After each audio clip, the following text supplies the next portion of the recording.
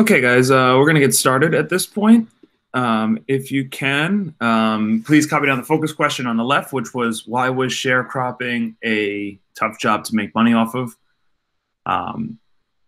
We'll kind of go into it. Now, yesterday we spent a lot of time on the Jim Crow laws in Plessy versus Ferguson, which kind of directly went against the 14th Amendment.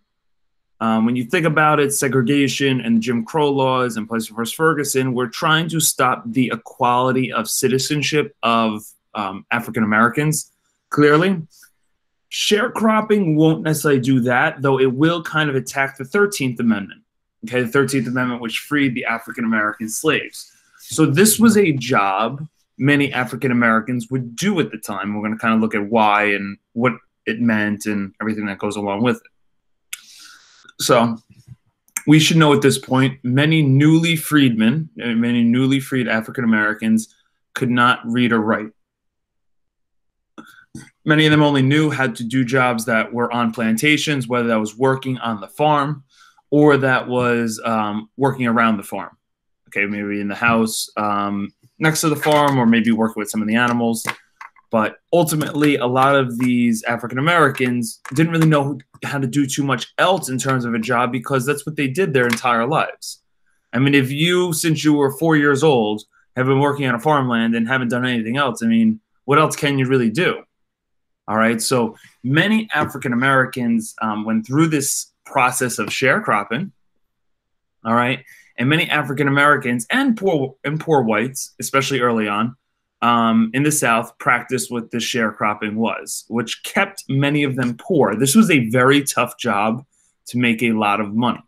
So once you see the process of what being a sharecropper is and the process of how to get paid as a sharecropper, you're going to see that this is a little bit of a tough situation. All right. So I'm going to get the very complicated definition of sharecropping. All right. But we'll see a chart that should give you a better sense of how it works. All right. So let's read the confusing definition of sharecropping. All right. So it's the process where someone gets a portion of farmland to farm on. And when they farm, they keep a small portion, or what's known as a share, of the crops they own, and the rest goes to the plantation owner. So I think we can understand that many newly freed slaves, okay, many new freedmen, did not have the money to purchase their own farm. So they basically needed to rent out farmland. All right. So a lot of these sharecroppers are going to get, give me a second. Sorry. A lot of these sharecroppers are going to get a portion or space of farmland. And when they get a portion or a space of farmland, they get to now grow their crops on there. Okay. The problem is they don't get to keep all of the crops that they grow on there. They get to keep a share of the crops, and the rest of it goes to the person that rented them out the land. Okay. So let's say your job at the farm is to make corn. Okay. You work out deals with the plantation owner. Okay. The plantation owner says, okay, I'll give you this piece of land. I'll give you this many acres. I'll give you 5 acres of land. Within those 5 acres, you need to grow 100 pounds of corn. Okay. That 100 pounds of corn goes to me. Every other piece of corn you make after that goes to you. So if you make 150 pounds of corn, 100 goes to the plantation owner. You only get 50. All right. You're basically splitting. And sometimes it's not like an even 50-50 split. You're sometimes splitting, all right, the crops with the plantation owner. So it was very tough to make a lot of money because you're only getting a share of the profits, basically. Okay. So we'll see how this process takes place with this document. Okay. I do like this, though. What does it kind of look like these African-American sharecroppers still are? What do you guys think? What do they kind of still look like? You got a bunch of African Americans working in the field. Okay, what does this kind of look like they are here? Someone in the chat, tell me. What does it look like these African American sharecroppers still are? Correct, Sade. They kind of look like slaves still. All right, you would not believe this photo was taken in 1885. Okay, they kind of you would just assume, those are African American slaves. They're working in the fields. They're not. They're sharecroppers. So the difference between slavery and sharecropping wasn't quite different. I mean, when you really break it down, you had African Americans working in the fields, the hot fields, um, and they're not being paid with money. They're being paid with shares of crops. So is it as bad as slavery? No. But I almost consider it like economic slavery, like money slavery. Like they're not going to make a lot of money working this job. You're forcing people at the only job they're very good at to not make much money off it. And that's a shame because sharecroppers couldn't make much money. Now, I want to make it clear, not all of the sharecroppers were black. This was just a job that a lot of black people did do, okay, especially in the South. All right, so sharecropping, we're going to see what this process here will be, I think, a little bit more clear by the end. Okay, so let's look at this. Okay, nothing to write down here, just very basic thing I want you just to follow and listen and try and get a better sense of what sharecropping is. Again, Tiana, I see you're having some problems with staying in the chat, and it's fine. This will be on YouTube if you ever need to go back. All right. So let's look at the sharecropper here, okay, on the left. Okay, this young gentleman here. Basically, he has to work out a deal with all of these plantation owners in the South. So these are former slave masters, mind you. These aren't I'm not going to say the nicest people, but they're definitely someone who's used to taking advantage of specifically black workers. Okay. So the sharecropper is going to be provided land and seed. And there's a little bit more to this that we haven't quite talked about. Okay. That makes sharecropping even worse than the kind of whatever I explained to you. All right. So you get acres of land and you're going to get seed. Okay. What are you going to plant and grow for the plantation owner and for yourself to make a profit off? Okay. It could be anything. It could be cotton, tobacco, rice, indigo, corn, don't matter. It doesn't matter what the crop is at this point. Okay. So remember, especially if they're coming out of slavery, most sharecroppers don't have money. They don't have clothes. Okay. They don't have food. They need to buy this stuff. Now, if you don't have money and food, if you don't have food and clothes and you don't have money to buy those things, where are you going to go buy them? You have to get a loan. Okay, this is pretty typical when you start any business, but especially for a sharecropper, if you want to start a business, you're probably going to have to start out with a loan that you're going to have to pay back. So the sharecropper has to buy food and clothing on credit, meaning you're going to pay the person back. All right, so if Justin wants to start a business, let's say, Justin doesn't have any money, and Justin comes to me, he's like, hey, I need $10,000 to start this business. If I say, yeah, okay, I'll lend you $10,000, but you need to pay me back first, and you need to give me a little extra money. Okay, you need to pay me back $10,000, or you need to pay me back $11,000. Okay, when you buy on credit, you need to pay someone back. You owe someone money, or in some cases, the bank. All right. So the sharecropper is going to buy food and clothing on credit from the landowner store. So right from the beginning, the sharecropper owes the plantation owner money. They haven't even planted a crop yet. All right. So the sharecropper is going to plant and harvest the crops. They grow them, and then eventually they have to come up with some type of agreement. Okay. Now, in this particular agreement, the sharecropper and the landowner are going to agree to give half of the crop. Okay, so it looks like half is going to go to the plantation owner, half is going to go to the sharecropper, which is pretty typical, half and half. So the sharecropper gives the landowner crop to sell.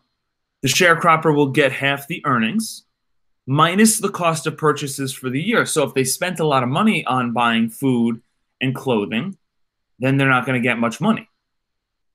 All right, because they're getting half of the crop, but they owe the landowner certain money.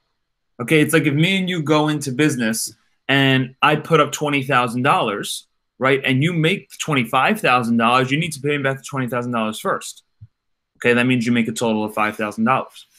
When settling up, the landowner says that the sharecropper owes more than he has earned. Okay, which can be true.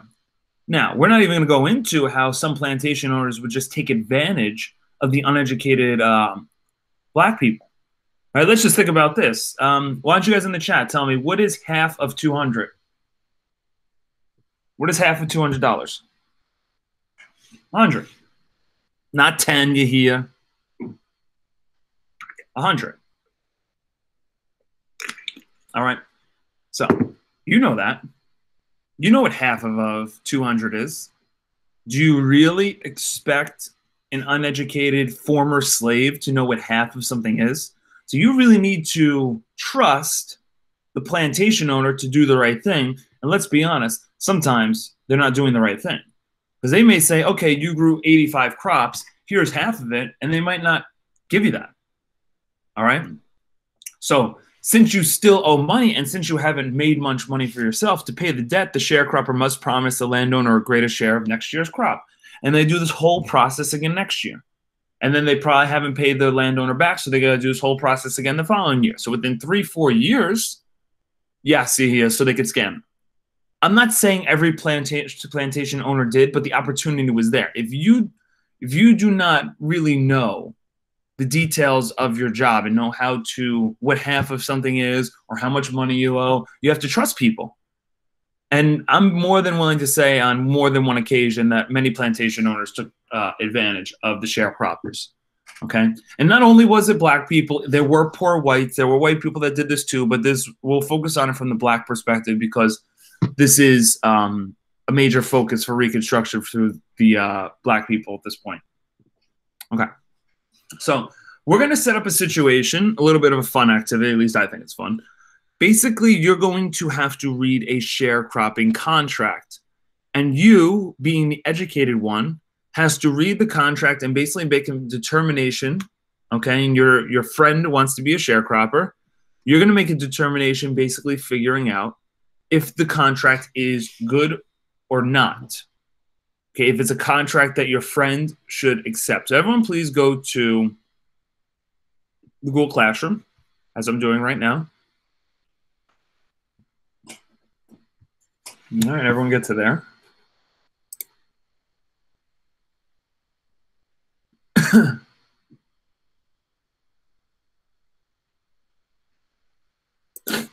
All right, and open this up. Sharecropping contract. Is it fair or unfair?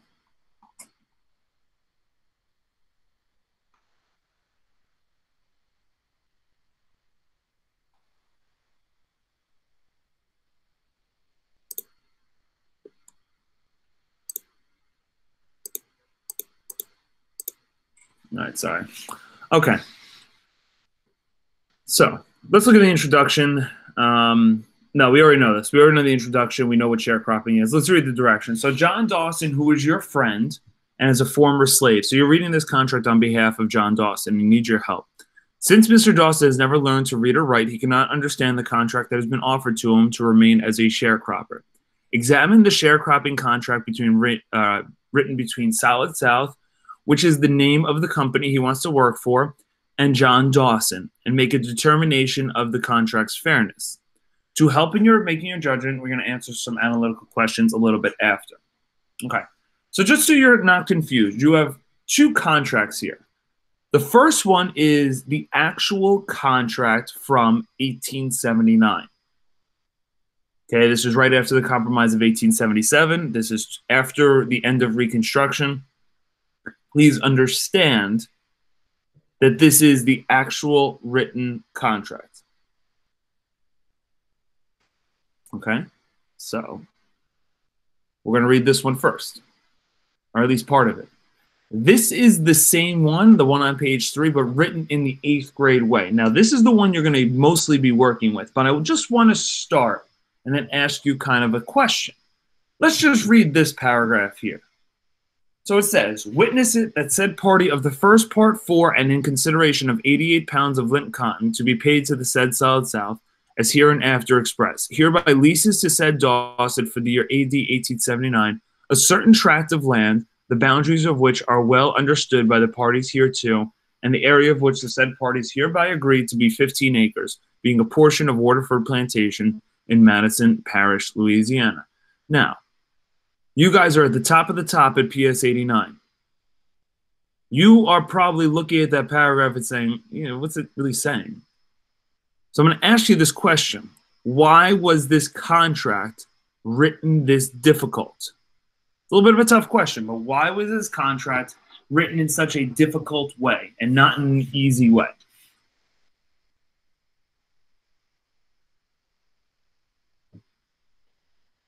So that the slaves could not understand. Okay, excellent. When you get a very tough reading in school, which maybe for you guys has it been a while because you guys are pretty smart kids, but you know, every time you get a tough question, a tough reading, what do? You ask the teacher for help. If you're a slave and you can't read the contract, you're going to go to the plantation owner, what's this say? And the plantation owner could very well lie to you what it says. And it don't matter what he tells you. What matters is what's written in the contract. So when you get a job, and if your boss tells you that you're going to be doing a certain thing, and the contract says differently, you can't sign the contract until it says what you wanted to say and you could agree to. If I signed my contract at PS 89 and Martinez said that I'm going to be teaching social studies, and then I read the contract and I'm going to be teaching, it says I'm going to be teaching first grade math, that's my fault. Okay? It is your job as a worker to understand what the contract says. But since many African-American sharecroppers can't read, guess what?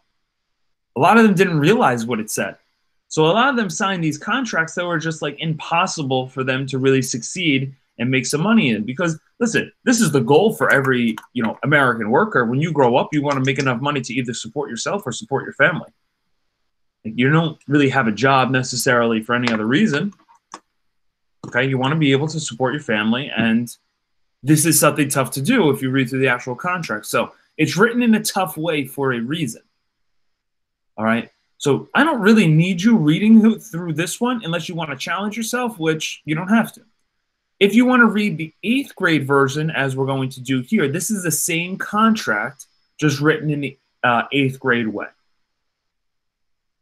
Okay, so let's read the 8th grade version and really make a determination on what your friend John Dawson has to do as a sharecropper. This is the actual primary source. This is an actual contract. So this is, you know, how some things went. So it starts off like this. This is a contract made and entered on January 18th, 1879 by Solid South, which is the name of the plantation owner, and John Dawson, the name of your African-American friend. Okay, so John Dawson wants you to read. By signing, John Dawson agrees to pay 88 pounds of lint cotton to the said Solid South. Solid South agrees to rent out a section of land measuring 15 acres. The section of land is from Waterford Plantation in Madison Parish, Louisiana. So nothing too crazy yet, right? You're going to get 15 acres of land, and you need to grow 88 pounds of lint cotton. Though I would probably say, have any of you guys ever held up cotton, a piece of cotton?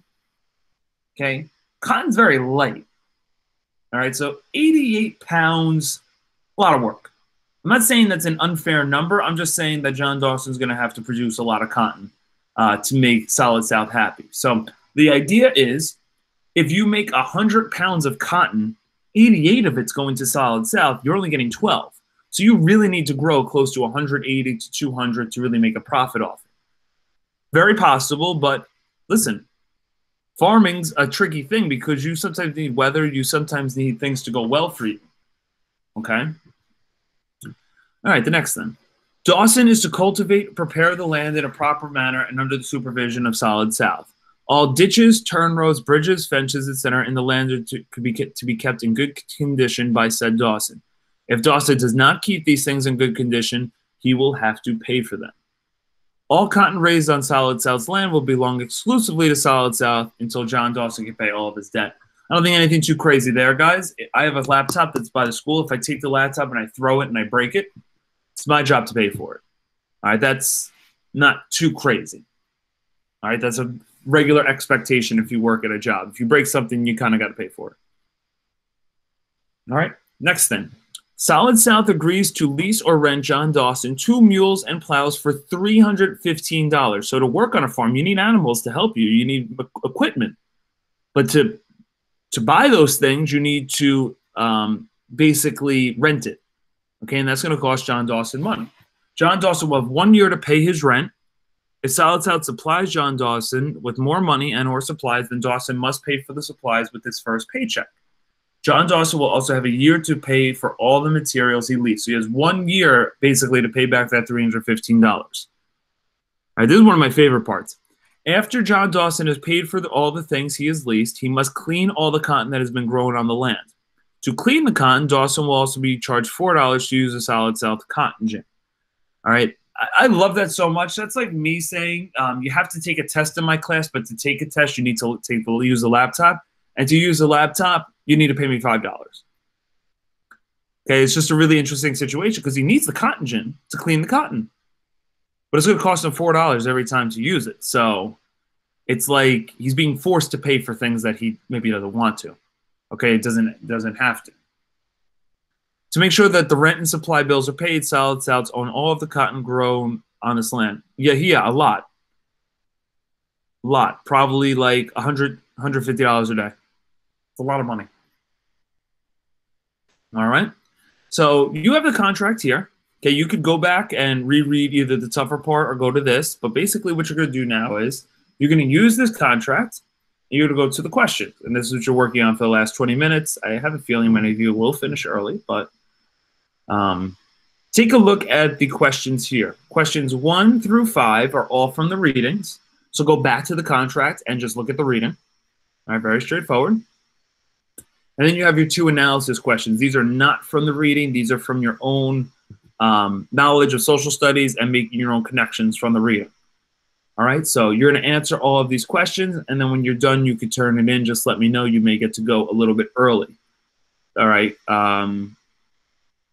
But yeah, that's what you're working on for this period. So please let me know if you have any questions.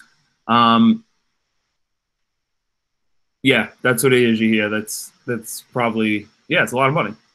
Yeah, it's a lot of money. All right. Actually, before we do that, let's see if we just have a quick Regents question we can work on, and then you guys can work on the questions. All right, this is written in an interesting way. Let's give it a shot, though. Write the answer in the chat if you feel comfortable. After the Civil War, the sharecropping system emerged in the South primarily as a way to what? Why do you think we had a system of sharecropping? We got 2 people saying 2, 3 people saying 2. 2 is correct. Okay, the reason we wanted to have a sharecropping system is we wanted to make sure that we still have farmers. All right, and plantation owners who lost all of their slaves, we don't want them to go out of business. Remember how big the farming, how big agriculture was to the South. You don't want that to go away. All right, we just want to pay the African Americans now for working. Seems pretty fair. So this is a way to make sure the plantation owners kept their jobs as well. All right, so 2 is the correct answer. All right, so you guys can work on this. I'll be here to help. And let me know if you guys do finish early.